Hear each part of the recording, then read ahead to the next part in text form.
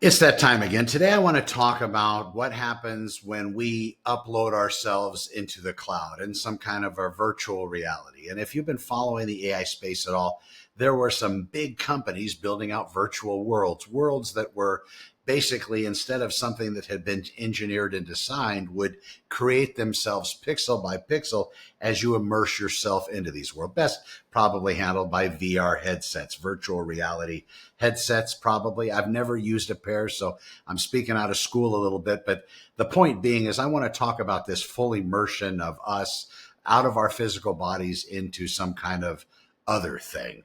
And I want to discuss with you at least what I'm contemplating, not really understanding how that entire mechanism works, not willing to take anybody's word for it. And then, of course, we have the other things that are going to be added on to us to make us more connected with AI, which that's going to be up to every individual. These are probably questions, though, that we're going to have to come to terms with at some particular point, probably in the very near future, 6 months, maybe a year, about some kind of an enhancement that we would have added to our bodies. But first, let me get to the more complicated part of it, which I'm still lacking that comprehension of, but I thought this would be a good thought experiment for all of us. And a lot of the people that watch my channel, I'm not as fancy as those other people. I'm kind of in a more advanced age range. And, I'm kind of looking at this as with a lot of speculation, but also a lot of hope. It would be kind of cool to be able to live multiple lifetimes. I mean, at least I would. I talk to friends of mine and they're done after this one. They don't want anything else. I think it'd be kind of cool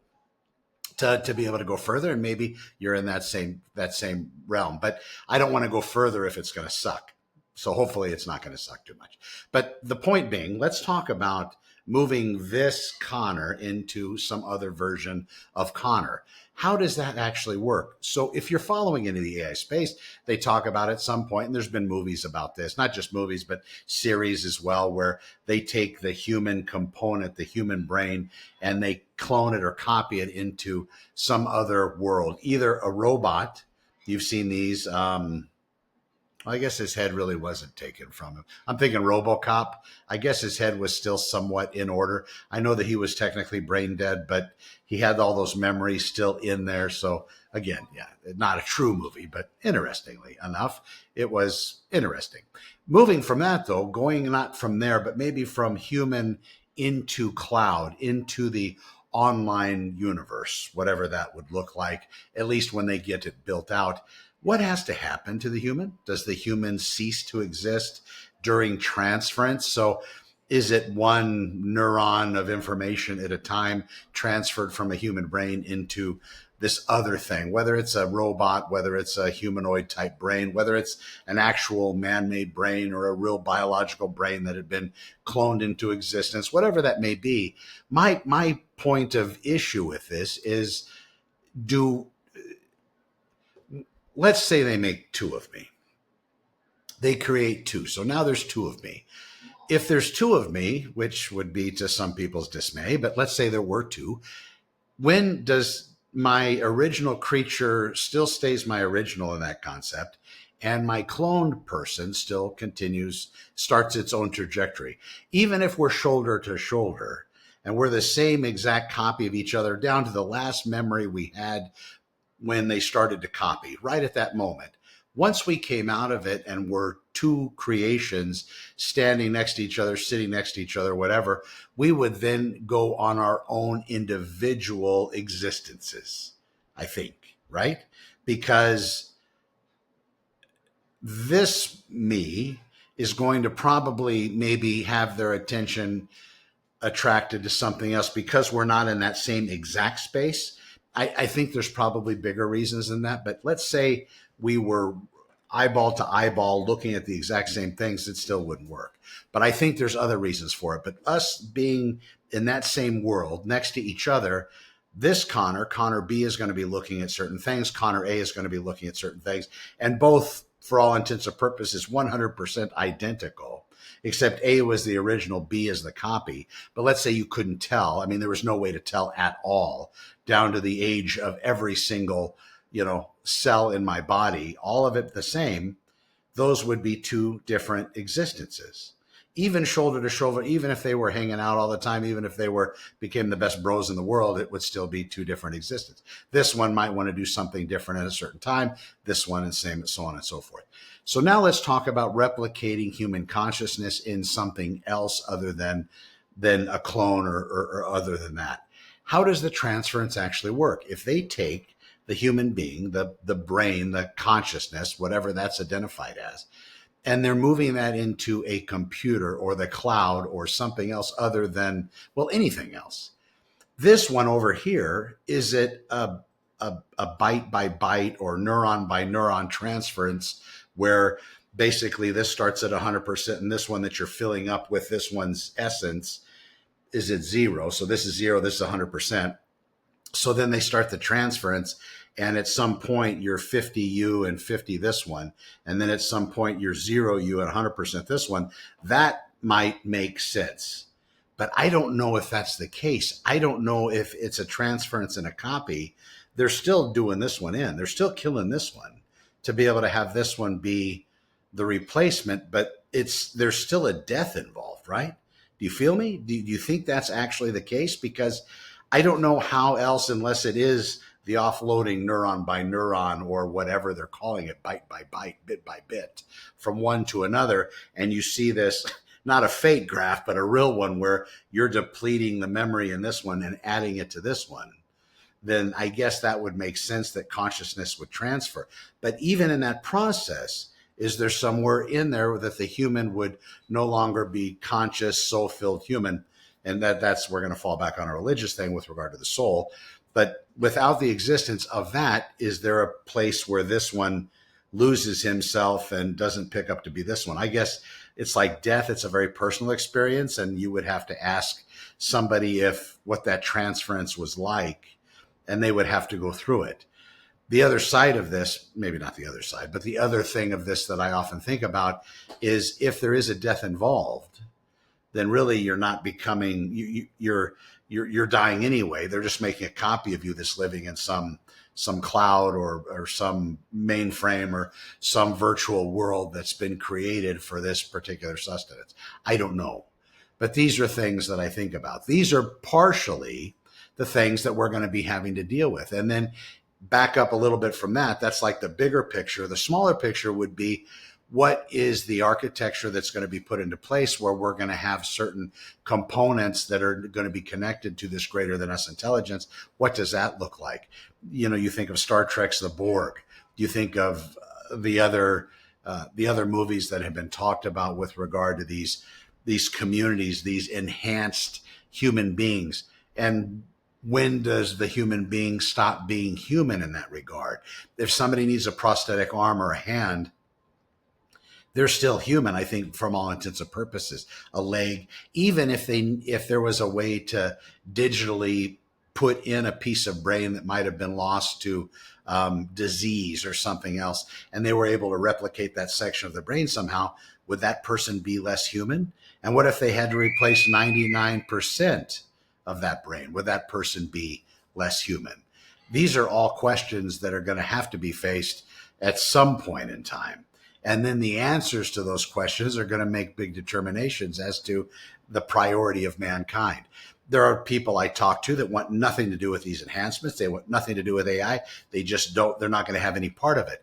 Then there's other people that just can't wait to get the first thing. Well, the 50th rendition or the 50th installment, not the first one, because that carries with it certain dangers. You never want to be the first one, they always say.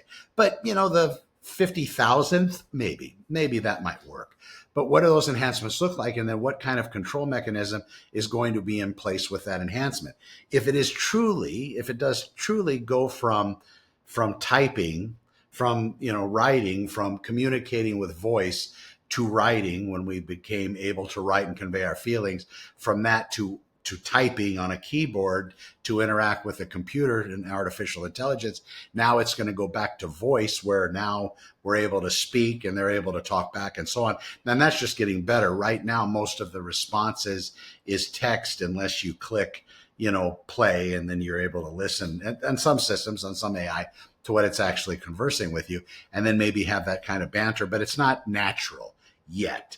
But there are some people working on it. I've seen some examples of this, but I'm talking about the big companies out there developing AI. It just doesn't have that ability yet. But pretty soon, probably within the next 2 or 3 months, I would say, and we're at July, mid-July, July 15, 2026, I think this is going to probably happen definitely before Christmas. So we're going to watch where your AI is going to have some kind of a face, whatever you decide. If it's a Max Headroom face, calling my agent account there. But Max Headroom was this digitized video. I think it was on Cinemax, but it was based. It looked like those computer images back in the day, very pixel. It wasn't really pixelated. It looked actually kind of good, but you could tell it was jittery and it did a lot of these things. That was Max Headroom. Is it going to be that? Is it going to be the guy in the Lawnmower Man, that scary looking entity, or the guy in Tron, the first Tron, MCP, the way that looked, a master control program? It stands for something different from Anthropic, but they got to be lovers of Tron too. But is it going to be looking like that, or is it going to be a human avatar that you choose that you're going to be interacting with? And you'll talk to them just like this, and they'll be talking back to you. So then it's going to go from that.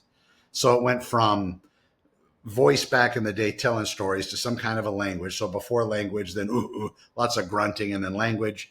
Then it was written. They developed signs and symbols and pictures. And then we had text and an alphabet and formalized language. Then from there into the keyboard, which was the entry point into a computer. And the keyboard is still pretty big. Then from keyboard, now it's going to voice. Now it's going to go from voice to computer. From computer, it's text back. That text back part's going to be now more, it's going to be somebody talking, the entity talking, this AI talking. The next step is some kind of a human enhancement. So you don't even have to talk anymore. It's all done through telekinesis or something where it's able, and they're working on this right now. This isn't science fiction anymore. This is science fact. I'm sure they have some kind of prototype working in this realm, but that's that next level. But then how many of your thoughts are going to be looked at? How many are going to be seen? It's like that movie with precognition movie with the Top Gun guy.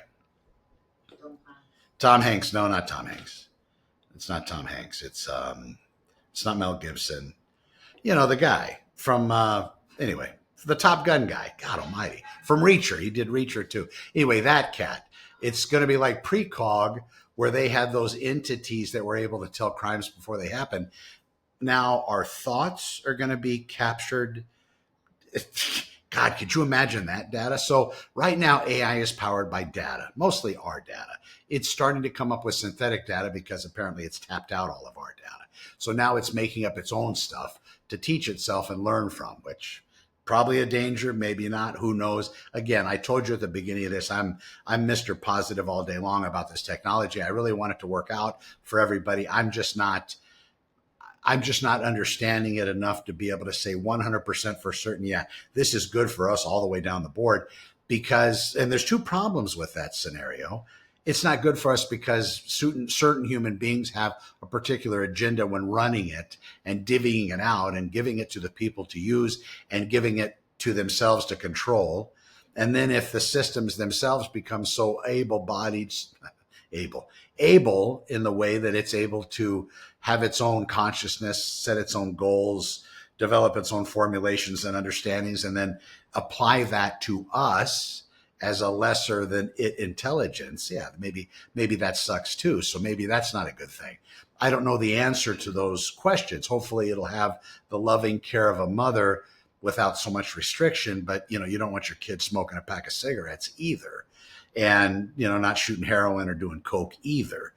But do people still have the right to do that? Although illegal, do they have the right to do it? And then what does that control look like? And what problems is that going to cause by them doing this? But from there, it's going to be these implants. And that's going to be something that everybody's going to have to come to terms with. If you have 10 people in your organization, in your company where you work, if those jobs are still there in some way, shape, or form, or maybe you level up in a way. Because right now, there's two schools of thought. AI is going to ruin all jobs because it's able to do them. And then the other school, and one that seems to be talked about a lot more, is AI is going to make even more jobs. It's just not going to be anywhere near the same jobs. And as long as you have the ability to adapt, overcome, and change, then you'll be fine. Perfect. Can't wait. So those are those scenarios. I just don't know how that looks on the other end. AI itself is the game-changing technology. People often talk about AI and they say that it's going to be the same as the Industrial Revolution. Those ideas that started those different industrial revolutions, different agricultural revolutions, it was one thing. And was a lot of discomfort when that one thing came into being. When somebody had the idea to to put factories in place so they could mass produce things and train the workers in school. So the educational system was also modified to make that happen. Raise your hand when you want to talk. Don't be creative. Shut up. Don't ask any questions. Just follow down the road. So that's when that one was started, and it trained a lot of good factory workers for a lot of years. Now we're having difficulty understand that AI might actually get rid of jobs. Not that that would be a horrible thing, but the way that we've been trained and conditioned for a few generations, not that many, 2 or 3, everybody's kind of employed. The job is the thing you identify with. When people says, hey, who are you? What do you do? It always starts, well, I'm a computer programmer. I'm a real estate agent, or I'm a cop, or I'm a fireman, or whatever happens to be the job assignment. It's never, I kind of like to consider myself a deep thinker. I like to think of things. I try to take my time when responding to people. I like to listen. I like to hear, I'm empathetic somewhat, whatever that may be. It's never that. It's, I do this for a living, or this is what I do for a living. If that gets taken, what does that look like for our existence as far as how we're going to act, how we're going to answer, and is there going to be enough worth built in? And maybe another thing, maybe AI in control of it, they're going to develop some kind of a worth module that we all get to use. So we still go do our thing. There's plenty of abundance created by AI, plenty of money coming in all factors, not just the ultra wealthy that are building the technology, but for the rest of us. So then they develop some kind of a thing where you still go and do a particular job that's very fulfilling because you're solving a problem, but really everything that you're doing is going into the round file, the trash can. It really doesn't have anything to do because AI has already solved everything. It's solved all math. It'll solve all biology. That hadn't happened yet, but it will. And then what does all that look like? Solves all disease, solves longevity, solves education, solves us fighting with each other. If that's the case, if that's the power that it's given, that's the thing too. It's also going to have to be given enough power to do these things. And then what's the agenda look like? So given power is one thing, but what's that uncomfortableness of, and what kind of control will it put onto us to be able to have these goals achieved? And who's going to be scripting the goals? It might not be that, I don't want to eat. I still want to eat McDonald's. Maybe that's the thing. I still want to have pizza. But it says, no, that's bad for you. You shouldn't have those. So then there's some hard line in the sand that you can't have those, and there's no way to do it. So now I'm out trading, tricks to get pizza in the middle of the night at 2:00 in the morning in some pizza area that I have to sneak away to that's underground, and people light everything up by torches. I don't know. But that's this possibility. And the other possibility is, we all drink the Kool-Aid. It's going to be okay. We are just like the people that are selling the technology and have all the early investments into the companies before these companies go public profile in the stock exchange. The ones that were the early investors, they're talking it up like it's going to be better than even sliced bread. And sliced bread was pretty good back in the day when it came about, apparently. Lots of references. And it's going to be better than a sharp stick in the eye. There's that. Maybe everybody back in the old days was poking everybody in the eye with sticks. I don't know. But it's going to be better than that. Then you have the other side of it. So you don't have to get your, what you're going to believe today, but just stay nimble enough, green enough, water-ish enough to be able to be somewhat malleable. And I don't care what your age is. Just try to kind of see where this is going. Pay a little bit more attention than you might. And if you're one of those people that say, this isn't going to affect me. This isn't my problem. This is everybody else's problem. I'm set. I got this retirement here, and it's all going to be well and good and perfect and lovely, just like it has been. And I got my house paid off, and I don't even have property taxes in the state I live in. I don't even know if that's a thing, but they're trying to do that. But that's it. All you do is you have plenty of money coming in every month. You're able to buy your groceries. You're set with the people you love or hate or whatever it is, and you're just floating through. Don't think this isn't going to be something that is going to affect you. And I'm not saying it's going to be bad.